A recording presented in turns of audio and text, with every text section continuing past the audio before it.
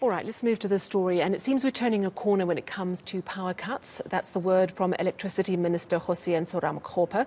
He gave an update on the Energy Action Plan this morning. Of course, we've experienced lower levels of rolling blackouts in recent weeks, and blackouts were suspended completely over the weekend and today.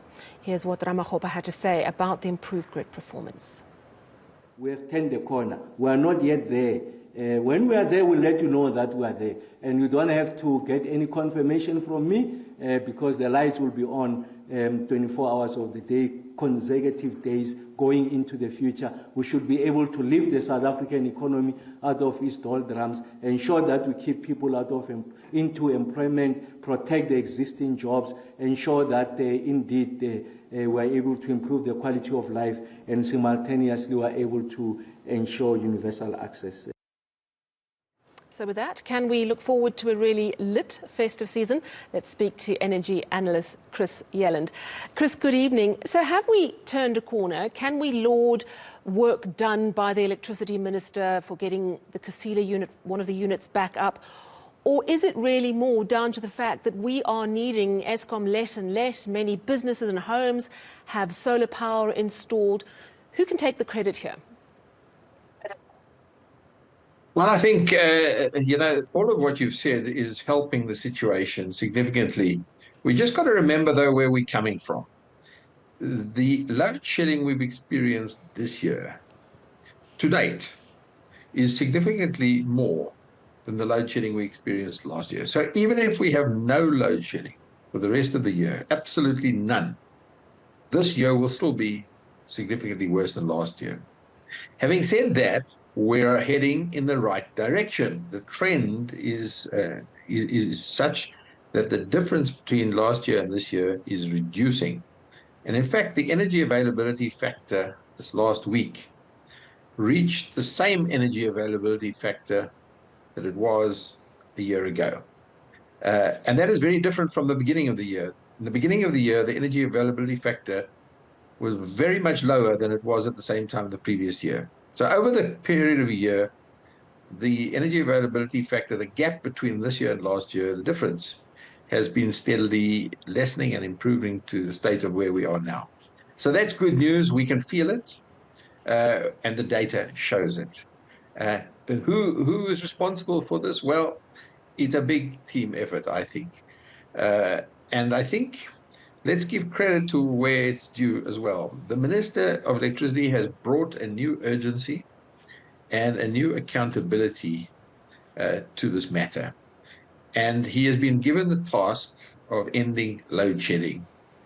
And he's doing it by bringing a lot of the different previous disparate silos of government, breaking down these barriers and getting government to work as a team. The old mantra proposed by our Minister of Mineral Resources and Energy of stick to your lane is just what we do not need.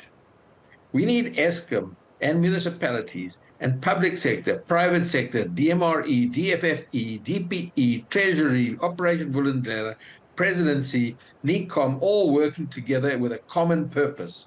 And by appointing a single Minister of Electricity, I believe he has brought that single-minded purpose to the table, and it's showing the results. Well, that's really great news, your analysis. Are we, though, still burning a lot of diesel in our open-cycle gas turbines? Because we know that those are meant to be emergency facilities, but we know that we've been burning them 24/7. Are we less dependent on them? Because, of course, that also has a massive bottom-line impact, doesn't it? That's right. And the minister did say today that diesel usage has been significantly reduced as a result of the improved performance of the Eskom fleet, but also as a result of the private sector coming to the table, both at residential, commercial, agricultural, industrial, mining level.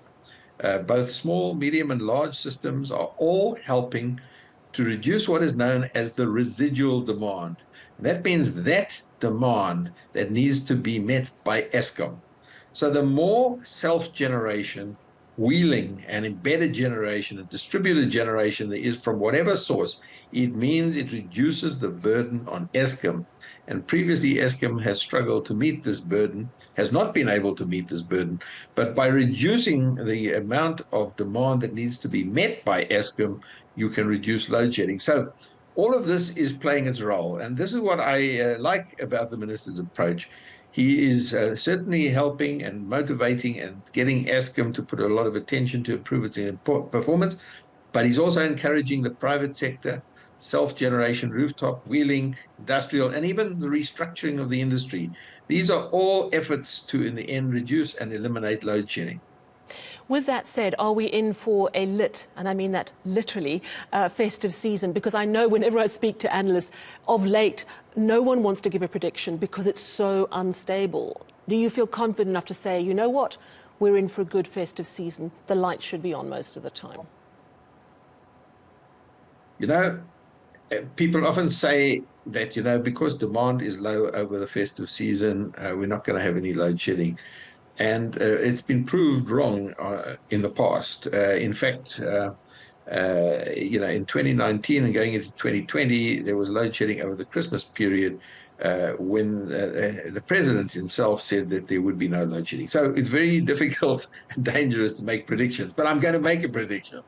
And I'm going to say that I think we're going to have a lit Christmas.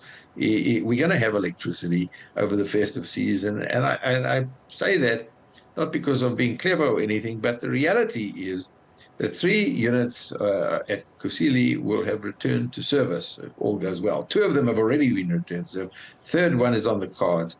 And at the same time, you know, the private sector is coming to the table with a new generation capacity. It's all helping, and the Eskom performance is improving. So I would say that we're going to have a significantly better time than we've had in the past. Thank you so much for that update. Lovely news and something hopeful to hang on to. Energy analyst Chris Yelland there.